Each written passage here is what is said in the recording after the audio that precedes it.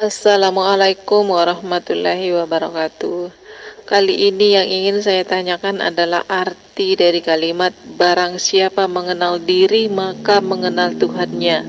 Selama ini saya belajar makrifat hanya melalui beberapa WA group dan kadangkala bingung sendiri karena ada beberapa pendapat yang berbeda, termasuk diri itu yang mana? Diri itu yang mana? Ruhkah atau jiwakah? Demikian Pak Yai, terima kasih sebelumnya. Assalamualaikum warahmatullahi wabarakatuh. Alhamdulillahirrabbilalamin. Assalamualaikum warahmatullahi wabarakatuh. Bismillahirrahmanirrahim. Menjawab pertanyaan yang pertama, yakni barang siapa mengenal diri maka ia akan mengenal Tuhannya. Bagaimanakah yang dimaksud pertanyaan ini? Bismillahirrahmanirrahim. Man arafa nafsahu faqad arafa rabbahu. Man arafa nafsahu, barang siapa ia mengenal hakikat diri sejatinya yang tak wujud, yang tak hidup, yang tak kuasa, yang tak berilmu, yang tak punya kehendak, yang tak bisa melihat, yang tak bisa mendengar, dan yang tak bisa berkalam-kalam, faqad arafa rabbahu, maka ia akan mengenal Tuhannya lah yang wujud, Tuhannya lah yang hidup, Tuhannya lah yang berkuasa, Tuhannya lah yang berkehendak, Tuhannya lah yang berilmu, Tuhannya lah yang melihat, Tuhannya lah yang mendengar, Tuhannya lah yang berkalam-kalam. Maka dari itu yang dimaksud barang siapa mengenal hakikat diri sejati manusianya, maka pasti ia akan mengenal Tuhannya. Jadi siapakah hakikat diri sejati manusia kita ini? Hakikat diri sejati manusia kita ini adalah makhluk ciptaan Allah. Jangan sekali-kali menjadi Allah. Jangan sekali-kali menduduki Allah. Jangan sekali-kali merampasi seluruh sifat-sifatnya Allah. Inilah yang dimaksud makhluk, yakni makhluk yang tahu dirinya. Sesungguhnya di manakah letak sifat wajib bagi makhluk ini? Sifat wajib bagi makhluk, sifat wajib bagi manusia kita adalah berposisi di dalam sifat muhalnya Allah, yakni sifat kebalikan dari sifatnya Allah yang selama ini kita akui sebagai sifat diri manusia kita. Selama ini kan kita yang jadi Allah, selama ini kan kita yang jadi Tuhan. Kita tak terasa, kita tidak menyadarinya. Sedangkan Allah, zat yang mencipta diri kita semua, kita tiadakan di hati kita. Kita gaibkan di hati kita. Kita tiadakan kewujudannya di hati kita. Kita tiadakannya hidupnya di hati kita. Kita tiadakan kekuasaannya di hati kita. Kita tiadakan kehendaknya, daya upaya dan ikhtiarnya di hati kita. Kita tiadakan kekuatannya di hati kita. Allah kita tiadakan penglihatannya di hati kita, Allah kita tiadakan pendengarannya di hati kita, dan Allah kita tiadakan di dalam kalam-kalam di hati kita. Jadi yang selama ini menjadi Allah, yang menjadi Tuhannya diri kita selama ini adalah hawa nafsu kita sendiri. Ya, diri kita ini yang selama ini mentuhani hidup dan badan ini. Apakah demikian yang dikatakan bertuhan itu? Coba tafakuri dalam hati. Apakah benar demikian cara bertuhan? Bagaimana dikatakan kita ini sudah bertuhan, sedangkan Allah di dalam hati kita tiada, gaib. Maka sebenarnya siapa yang selama ini kita tuhankan? Yang kita tuhankan selama ini adalah diri kita sendiri, yakni hawa nafsu kita sendiri, iblis dan setannya kita sendiri. Maka dari itu Allah berfirman bahwa iblis dan setan itu adalah musuh-musuhmu yang nyata, bukan gaib. Akan tetapi para alim ulama kita sedunia selama ini mayoritas menyatakan bahwa iblis dan setan itu gaib. Sementara Allah mengutus kita semua, memerintahkan kepada kita semua untuk memerangi iblis dan setan. Jika iblis setannya gaib, jika iblis setannya tiada di hati kita, bagaimana mungkin kita bisa berperang? Maka dari itu kita tak akan pernah bisa menyembah kepada Allah. Kita tak akan bisa mengabdi kepada Allah. Sampai kapanpun kita tak akan bisa bertuhan kepada Allah jika iblis dan setannya belum kita usir, belum kita perangi. Selama iblis dan setan ini belum pernah kita perangi, maka selamanya kita bertuhankan kepada iblis dan setan itu sesungguhnya, bukan kepada Allah. Meskipun kelihatannya berhari-hari kelakuan kita dibungkus dengan ibadah, dibungkus dengan sholat, dibungkus dengan puasa. Akan tetapi bila di hati kita masih wujud diri manusianya yang menjadi Tuhan, yang berpuasa atas segala ibadah, inilah yang dimaksud setan itu. Apa sih iblis dan setan yang nyata yang wajib kita perangi? Itu firman-Nya Allah kan demikian, bahwa iblis dan setan itu adalah musuh-musuhmu yang nyata, bukan gaib. Setan iblis itu nyata. Siapa yang dimaksud iblis dan setan itu? Yang dimaksud iblis dan setan di sisi Allah adalah diri kita sendiri ini loh. Iblis dan setannya nyata, bukan? Sangat nyata sekali. Karena selama ini yang wujud jadi Tuhan di hati kita, yang wujud hidup, yang merasa memiliki hidup adalah diri kita sendiri selama ini. Diri kita inilah iblis dan setannya yang wajib diperangi, yang wajib disingkirkan. Jangan dibiarkan menjadi Tuhan terus.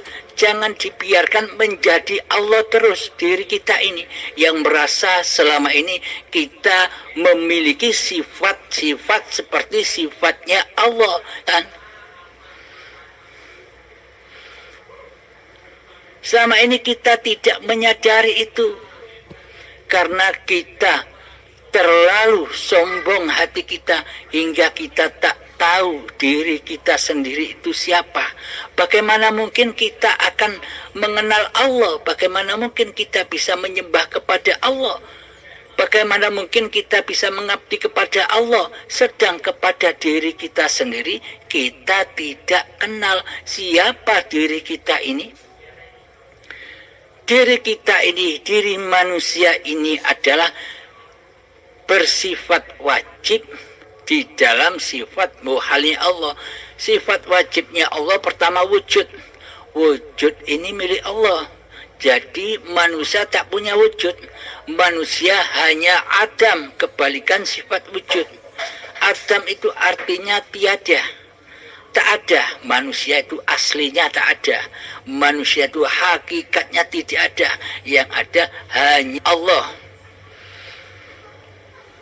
Ketika di hati manusia yang wujud diri manusianya, pasti Allahnya tak ada. Pasti Allahnya gaib. Nah, bagaimana mungkin kita bisa menyembah Allah? Bagaimana mungkin kita bisa mengabdi kepada Allah? Bagaimana mungkin kita bisa ingat Allah? Sementara Allah kita gaibkan, kita tiadakan kehadirannya di hati kita. Tak mungkin, sobat. Selama ini sejak detik-detik akil balai hingga setua ini, ibadah kita itu tak ada artinya sama sekali di sisi Allah, karena selama ini kita tidak menyembah Allah, melainkan kita menyembah hawa nafsu kita sendiri. Kita menyembah kehormatan diri kita sendiri, kita menyembah kemuliaan diri kita sendiri, kita menyembah cita-cita kita sendiri. Karena itulah kita selama ini tak pernah sedetik pun menyembah Allah, melainkan selama ini kita mengkufuri Allah, kita mendustakan Allah, kita mensekutukan Allah dengan diri kita selama ini. Kita mensekutukan Allah kita tiadakan diri kita yang kita wujudkan seperti sifatnya Tuhan. Seluruh sifat-sifat Allah sudah kita akui sebagai sifat diri kita. Nah, ini kan yang bertanda bahwa kita selama ini ngaku jadi Allah, tapi tidak terasa. Siapakah mereka yang mengaku jadi Allah itu sebenarnya? Sebenarnya hakikat mereka yang telah menjadi Allah, telah ngaku-ngaku jadi Allah itu adalah mereka-mereka yang tidak mengenal Allah. Bagaimana mungkin bila manusia yang belum mengenal Allah dikatakan Muslim, dikatakan sudah berislam di sisi Allah? Di sisi manusia bolehlah dikatakan Islam. Versi manusianya, versi syariatnya, versi badaniahnya. Karena manusia hanya memandang casing-casingnya saja. Karena manusia hanya memandang laku syariat-syariat badannya saja. Karena manusia buta akan apa yang terjadi, apa kondisi hatinya di dalamnya. Mayoritas kita selama ini di dalam ibadah kita tak pernah jumpa Allah. Syarat-syarat menyembah itu kan Allahnya harus wujud. Yang disembah harus wujud. Bagaimana mungkin kita dikatakan menyembah atau mengabdi sementara Allahnya gaib? Muhal, sobat, muhal. Tak mungkin itu. Batal. Karena yang disembah tidak ada, melainkan dirinya sendiri mentuhani sholatnya, mentuhani puasanya, mentuhani seluruh amal ibadahnya dan sebagainya. Jadi tetapkanlah dalam hati kita ketiadaan diri manusia kita. ketika kita sudah menetapkan dalam hati kita bahwa sesungguhnya manusia itu tiada, gaib, bahwa manusia itu mati, tak hidup, karena hidup itu Allah, karena wujud itu Allah. Bila sudah kita tenggelamkan keakuan diri manusia ke dalam hayatullah, maka nyatalah Allah Tuhan semesta alam, Tuhan yang mentuhani kita selama ini. Kita selama ini tidak merasa bahwa Allah lah yang mentuhani kita. Akan tetapi selama ini kita merasa bahwa diri kita lah yang berkuasa atas hidup dan badan ini. Tak ada urusan dengan Allah. Coba cek hati kita selama ini.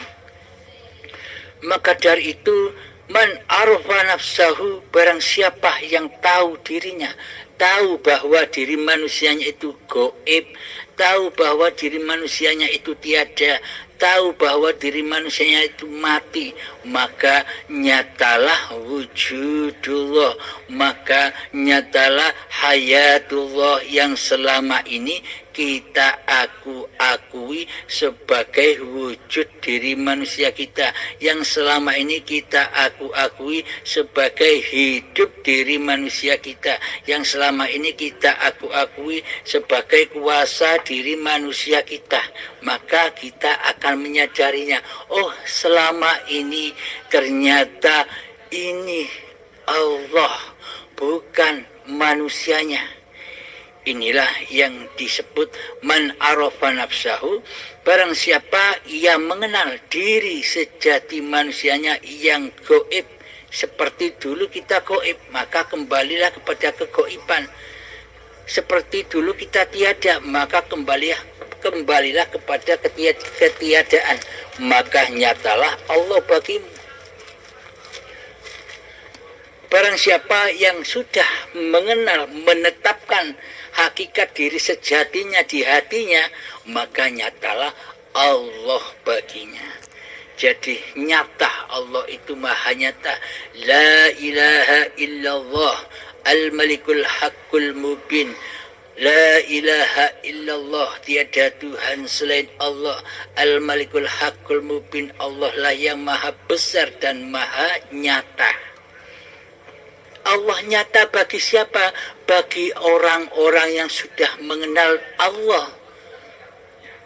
Bagi orang-orang yang sudah menyembah dan mengabdi kepada Allah dengan sebenar-benarnya mengabdi. Maka Allah hakul mubin, nyata. Terus bagi siapakah Allah itu gaib? Allah maha gaib bagi manusia-manusia yang belum mengenal Tuhannya. Bagi siapakah Allah itu gaib? Bagi manusia-manusia yang tak terasa dan yang tak menyadari bahwa selama ini dirinya sudah berposisi sebagai Allah, sebagai Tuhan. Sedang Allah, sedang Tuhannya, ia tiadakan di hatinya, ia gaibkan di hatinya. Inilah yang dimaksud pertanyaan yang pertama. Barang siapa mengenal diri, maka ia akan mengenal Tuhannya. Jadi ketika aplikasi cara untuk mengaplikasikan ini, contoh ketika kita duduk, nyatakan dalam hati kita bahwa yang duduk ini bukan badan, akan tetapi yang duduk ini adalah hidup. Hiduplah yang mendudukkan badan, bukan badan yang duduk sendiri. Badan tanpa hidup, badan tak akan ada. Badan tanpa hidup, badan tak akan tercipta. Jadi yang duduk, yang mendudukkan badan ini adalah hidup, adalah Allah, bukan diri manusianya. Itulah cara menerapkan di dalam hati, kembangkan di keadaan-keadaan yang lainnya. Inilah jawaban dari pertanyaan Bunda yang pertama. Terus yang ditanyakan lagi bagaimana Bunda? Alhamdulillahirrabbilalamin. Masya Allah, sungguh penjelasannya sangat jelas dan mudah dipahami Pak Yai. Kini sesuai dipahamkan apa itu tafakur. Setelah mengetahuinya, semoga bisa istiqomah bertafakur untuk menjadi pribadi yang lebih baik lagi. Demikian, terima kasih banyak Pak Yai. Semoga senantiasa dalam ridhonya. Amin ya rabbal alamin. Wassalamualaikum warahmatullahi wabarakatuh. Assalamualaikum warahmatullahi wabarakatuh. Lagi nih Pak nanyanya ya. Kali ini saya mau bertanya tentang tafakur. Saya tertarik pernah membaca kalimat bahwa tafakur sesaat lebih baik daripada ibadah sekian tahun. Nah, tafakur itu seperti apa Pak Yai? Mohon penjelasannya. Terima kasih sebelumnya. Assalamualaikum warahmatullahi wabarakatuh. Alhamdulillahirabbil. Pertanyaan yang kedua adalah tentang tafakur. Tafakur sesaat lebih baik daripada ibadah 1000 bulan, yakni ibadah seumur hidup. Sama halnya dengan Lailatul Qadar. Hakikat Lailatul Qadar ini ya tafakur ini yang dimaksud. Ketika manusia tidak tafakur, meskipun ditunggu-tunggu di selama bulan Ramadan, tak akan ketemu. Tak akan ketemu, demi Allah tak akan ketemu. Cara menemukan Lailatul Qadar itu adalah belajar ilmu hakikat dan makrifat dulu, baru nanti ketemu. Bila tidak belajar ilmu hakikat dan makrifat, demi Allah seumur hidup tak akan menemukan. Demi Allah. Pertanyaan kedua adalah tentang tafakur. Tafakur sesaat lebih baik daripada umur hidup manusia. Selama hidup, selama 80 tahun kita ibadah terus, kita sholat terus. Akan tetapi yang mentuhani di dalam ibadah, akan tetapi yang mentuhani di seluruh sholat-sholatnya selama hidupnya, selama 80 tahun, selama 1000 bulan adalah dirinya sendiri yang mentuhani di dalamnya. Diri manusianya lah yang mengaku-ngaku bisa sholat dan ibadah. Nah, ini yang disebut kemaksiatan di sisi Allah, meskipun dibungkus dengan ibadah dan sholat. Karena apa sih kok saya sebut kemaksiatan di sisi Allah, meskipun di sisi manusia itu adalah ahli ibadah? Yang saya sebut kesesatan di sisi Allah adalah di dalam hatinya masih belum bertuhankan Allah di dalam sholat dan ibadahnya. Di hatinya masih berasa dirinya lah yang berkuasa atas ibadah dan sholatnya. Padahal sudah seringkali dibaca di dalam sholat 5 waktu doa iftitah, inna sholati wa nusuki wa mahyaya wa mamati lillahi rabbil alamin. Inna sholati, sesungguhnya sholat-sholatku, wa nusuki, dan sesungguhnya ibadah-ibadahku, wa mahyaya, dan hidupku, wa mamati, dan matiku, semuanya lillahi rabbil alamin, semuanya hanyalah hak dan milik Allah, penguasa semesta alam. Di dalamnya kita mengaku-ngaku bahwa ini sholatku hamba, ini ibadahku hamba, ini puasaku hamba, ini kerjaku hamba, ini memasak di dapurku hamba, ini belanjaku hamba. Semuanya berpulang kepada hambanya. Inilah yang dimaksud manusia yang mentuhani hidup dan badan ini. Inilah tanda-tanda manusia yang hatinya belum bertuhan, meskipun raga-raganya mengaku bertuhan, meskipun raga-raganya dihiasi dengan amal syariat. Akan tetapi di sisi Allah tidak bertuhan, karena tidak mentuhankan Allah kecuali mentuhankan dirinya sendiri. Maka dari itu seluruh ibadah dan sholat kita akan hancur dan fana selama yang wujud, selama yang berkuasa atas hidup dan badan ini diri manusianya. Seluruh ibadahnya akan hancur, tidak akan sampai kepada Tuhannya, karena tidak mentuhankan Allah di hatinya, karena Allahnya gaib. Maka tafakurilah semua keadaan, kejadian, hal-hal yang sudah terjadi pada diri kita. Selama ini kita zalim kepada Allah, selama ini kita selalu mensekutukan Allah dengan diri kita. Ingatlah, mensekutukan Allah, dosa mensekutukan Allah itu adalah dosa yang tak diampuni oleh Allah. Bila hati kita mensekutukan Allah dengan diri kita, bagaimana mungkin kita bisa ibadah, kita bisa sholat? Ya seolah-olah saja kita ibadah dan sholat, tapi hakikatnya di sisi Allah itu bukan ibadah, tapi maksiat. Maksiat yang dibungkus dengan ibadah-ibadah lahiriah. Karena apa? Allah hanya memandang keadaan hatimu. Allah tidak memandang laku-laku badaniyahmu. Allah tidak memandang ilmu-ilmu syariatmu. Akan tetapi Allah memandang hatimu. Hatimu itu yang wujud Allah ataukah dirimu.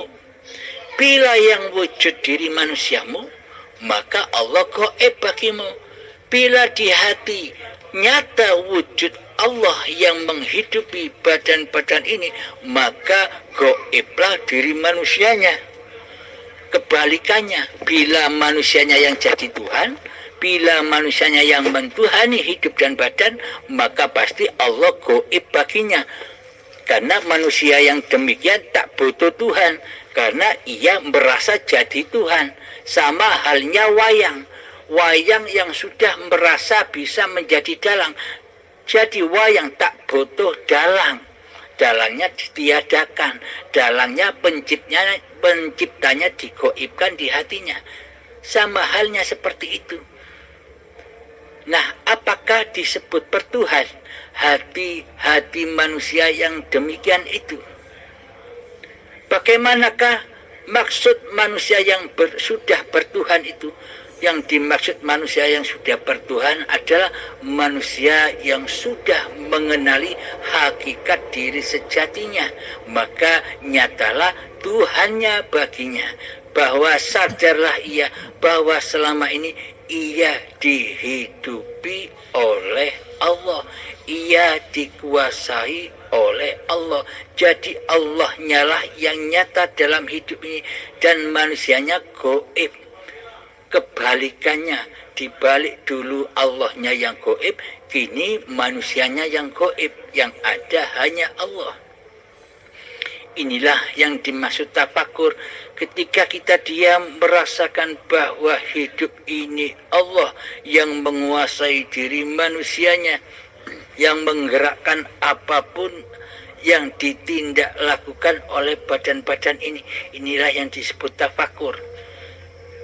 Contoh, ketika kita sedang duduk sendirian, kita pejamkan mata, tafakur di dalamnya, dengan menggelapkan kewujudan diri manusia, memalamkan kehidupan diri manusia kita, mengheningkan kekuasaan diri manusia kita, kembalikan lagi, sadari lagi, oh ternyata hidup ini bukan hidup manusiaku.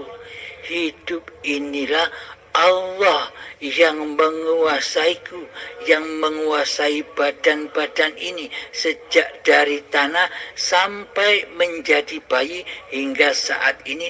Allah lah yang membimbing manusia, Allah lah yang menghidupi manusia, Allah lah yang menguasai manusia. Inilah yang dimaksud tafakur. Hati menyadari bahwa hidup ini Allah yang mempergerakkan, yang mengutus hamba-hambanya, yang mengutus badan-badan ini untuk apa saja. Badan diutus makan, badan diutus minum, badan diutus sholat, badan diutus ibadah, badan diutus puasa. Semuanya kembali rojiun kepada Allah lah yang menguasainya. Inilah yang dimaksud alam akhirat, alam bako, alam yang kekal. Jadi seluruh apa yang diperbuat oleh badan, amaliannya akan menjadi amal yang soleh, amal yang bako, amal yang kekal. Karena di dalamnya hambanya sudah tidak menjadi Tuhan lagi, hambanya sudah tidak merasa menjadi pelaku di dalam seluruh apa yang diperbuat oleh badan, apa yang diibadah-ibadahkan oleh badan. Jadi manusianya sudah tak tampil lagi menjadi Tuhan. Manusianya sudah goib, yang nyata hanya Allah di hati. Inilah tafakur. Tafakur sedetik atau semenit akan menghancurkan semua amal-amal ibadah kita yang lalu-lalu. Karena seluruh amal ibadah kita, amal sholat-sholat kita yang lalu-lalu itu amal yang fana, amal yang hancur.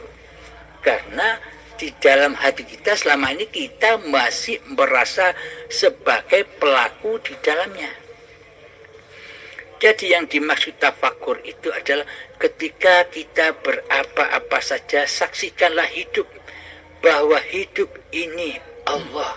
Hiduplah yang menguasai badan untuk berapa-apa saja.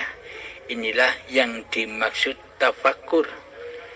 Alhamdulillahirabbil alamin. Semoga bisa dipahami ya Bunda. Terus ada yang ditanyakan lagi? Alhamdulillahirabbil alamin. Penjelasannya sangat jelas dan mudah dipahami Pak Yai. Sesudah paham makna daripada barang siapa mengenal diri, maka mengenal Tuhannya. Benarlah, setelah kita mengenal siapa diri kita ini, hakikatnya diri kita ini Adam atau tiada, yang ada hanyalah Allah. Terima kasih banyak Pak Yai. Assalamualaikum warahmatullahi wabarakatuh. Assalamualaikum warahmatullahi wabarakatuh. Kali ini saya mau bertanya tentang sholat daim. Kalau nggak salah itu artinya sholat yang terus-menerus, tidak terbatas waktu dan tempat. Nah, apakah kalau kita bisa mengamalkan sholat daim ini, maka sholat yang 5 waktu itu bisa gugur Pak Yai? Maksudnya kita boleh tidak melaksanakan sholat yang 5 itu karena kita sudah melaksanakan sholat daim ini. Demikian Pak, mohon penjelasannya. Terima kasih. Assalamualaikum warahmatullahi wabarakatuh. Alhamdulillahirabbil alamin. Pertanyaan yang ketiga adalah tentang sholat daim. Sholat daim itu maknanya sholat terus menerus. Jadi pertanyaannya, apakah bagi hamba yang sudah bisa sholat daim itu gugur sholat 5 waktunya? Gugur semua syariat-syariat ibadah secara badaniahnya? Ini pertanyaannya. Mari kita kaji bersama. Bismillahirrahmanirrahim. Sholat daim itu contohnya begini. Bagi manusia yang belum mengenal Allah, maka tak akan bisa sholat, tak akan bisa zakat, tak akan bisa puasa, tak akan bisa haji di sisi Allah. Meskipun di sisi badaniyahnya, di sisi manusia kelihatannya sudah bisa melakukan, akan tetapi diterimanya di sisi Allah tak akan bisa bila manusianya masih menjadi Tuhan. Maka dari itu kenalilah Allah dahulu, bahwa hidup inilah Allah, yakni ketika kita bertindak tanduk, bangun tidur, hati kita diam sejenak, bertafakur masuk ke dalam diri. Oh, ternyata yang selama ini bangunnya badan ini aku akui sebagai bangunnya manusiaku. Oh, ternyata yang membangunkan bukan diri manusiaku, karena diri manusiaku itu bersifat mati, tak bisa hidup. Yang membangunkan adalah hidup, yakni Allah lah yang membangunkan badan ini. Ketika badan berdiri, hati menyaksikan hiduplah yang memberdirikan. Ketika badan melangkah, kaki melangkah, maka saksikanlah hidup, hiduplah yang melangkahkan kaki. Ketika badan mandi, saksikan juga hiduplah yang memandikan badan. Allah lah yang membersihkan badan. Ketika kita sholat, maka hati tetap menyaksikan hidup. Hiduplah yang mengadakan keadaan sholat ini. Hiduplah yang mempergerakkan badan di dalam setiap pergerakan-pergerakan sholat. Dan seluruhnya mohon aplikasi hati, keadaan hati tetap demikian. Inilah yang dinamakan sholat daim. Sholat daim itu apapun yang tergerakkan, apapun kehendak yang ada di badan ini, itu kalau kehendak ini sudah dari Allah, inilah yang dimaksud sholat daim. Jadi ketika manusia sudah mengenal Allah, maka manusia tidak bisa bersyariat lagi. Syariat itu apa sih? Syariat bila di sudut pandang manusia, syariat itu ya syariatnya ibadah badaniyah, syariatnya sholat, puasa, zakat, haji, ibadah-ibadah yang berbau syariat, yang berbau badaniyah. Menurut mayoritas manusia syariat itu demikian. Akan tetapi di sisi Allah syariat itu apa? Syariat itu adalah sejak bangun tidurnya badan sampai tidur kembali, itulah yang dikatakan syariat. Syariatullah, karena Allah lah yang menghidupi di dalamnya. Jadi manusianya sudah tidak bisa bersyariat lagi. Otomatis manusianya sudah meninggalkan syariat-syariat manusianya. Karena manusianya sudah gaib, bagaimana mungkin manusianya bisa bersyariat? Jika masih manusianya erat dengan syariat manusianya, berarti manusianya masih wujud menjadi Tuhan. Allahnya gaib. Namun bagi manusia yang sudah benar-benar kembali kepada Tuhannya, benar-benar rojiun kepada Tuhannya, maka manusianya pasti sudah meninggalkan syariat-syariat manusianya. Jadi di dalam pergerakan bangun tidur sampai tidur kembali, selama berkegiatan badan ini sudah tidak disyariati manusia lagi. Karena manusianya sudah kembali mengembalikan, mempersembahkan lagi kepada Allah lah yang hidup. Hidup ini Allah. Jadi bukan hak manusia lagi syariat-syariat badan ini. Jadi bila manusia sudah kembali kepada Allah, maka tidak bisa mengurusi syariat-syariat badannya lagi. Bagaimana mungkin manusia mengurusi syariat-syariat badaniyahnya, sedangkan manusianya sudah mati, manusianya sudah gaib, manusianya sudah tidak jadi Tuhan lagi. Jadi seluruh syariat-syariat badannya dikuasai oleh jaiznya Allah. Sudah dikuasai Allah, meskipun kelihatannya badan-badan manusia ini tidak diperjalankan di sholat syariat, atau meskipun badan-badan ini dipergerakkan di dalam sholat syariat, kita sudah tidak peduli lagi, kita tidak mengurus lagi, karena kita sudah ada, kita sudah gaib, semuanya tergantung kejaisan Tuhannya. Karena seluruh manusia itu dituhani oleh Allah, dikuasai oleh Allah. Manusia tidak bisa berkuasa sendiri tanpa Allah. Maka dari itu syariat-syariat manusianya pasti ditinggalkannya. Bagi manusia yang sudah mengenal Tuhannya, syariat-syariatnya akan menjadi syariatullah, syariatnya Allah sendiri. Allah lah yang beraf'al di dalamnya. Jadi manusianya sudah tidak berkuasa menentukan lagi, menentukan badannya harus bersyariat secara syariat ataupun tidak. Jadi manusianya tidak bisa menentukan lagi, karena manusianya sudah tidak menjadi Tuhan lagi, karena manusianya sudah gaib. Yang nyata hanya Allah yang maha kuasa, yang maha jais, memberlakukan apa saja badan-badan ciptaan Allah ini. Jadi bukan urusan lagi syariat-syariat yang ada pada manusia, karena manusianya sudah tak mampu lagi bersyariat. Yang ada hanya syariatullah. Inilah yang dimaksud sholat daim itu. Jadi gugurnya sholat 5 waktu itu tergantung jaiznya Allah.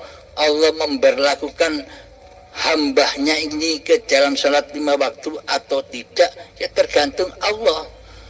Melakukan dan tidaknya sama-sama baiknya di sisi Allah, karena yang ada hanya jaiznya Allah, kuasa Allah, kehendak Allah sendiri. Jadi pada intinya yang dimaksud sholat itu apa sih? Sholat itu adalah mengabdi kepada Allah, tidak menjadi Tuhan di hatinya. Itu loh dinamakan hakikat sholat. Jadi ketika manusia sudah tidak menjadi Tuhan, maka sucilah hidup ini, bahwa hidup ini Allah yang maha suci. Seperti bayi lagi, meskipun badan tidak ngapa-ngapain seperti bayi itu, tetap suci, karena manusianya gaib, sudah tidak ada. Yang ada hanya yang maha suci. Demikian Bunda, saya kira pertanyaan 3 ini sudah saya jawab semua. Semoga bisa dipahami. Assalamualaikum warahmatullahi wabarakatuh. Alhamdulillahirrabbilalamin, Pak Yai. Saya sudah dipahamkan tentang sholat daim maupun apa itu syariatullah. Selama ini rupanya saya salah memahami apa itu syariat. Tapi setelah mendengar penjelasan Pak Yai, akhirnya sudah paham. Terima kasih banyak Pak Yai. Semoga Pak Yai senantiasa dalam ridhonya. Amin ya rabbal alamin. Assalamualaikum warahmatullahi wabarakatuh.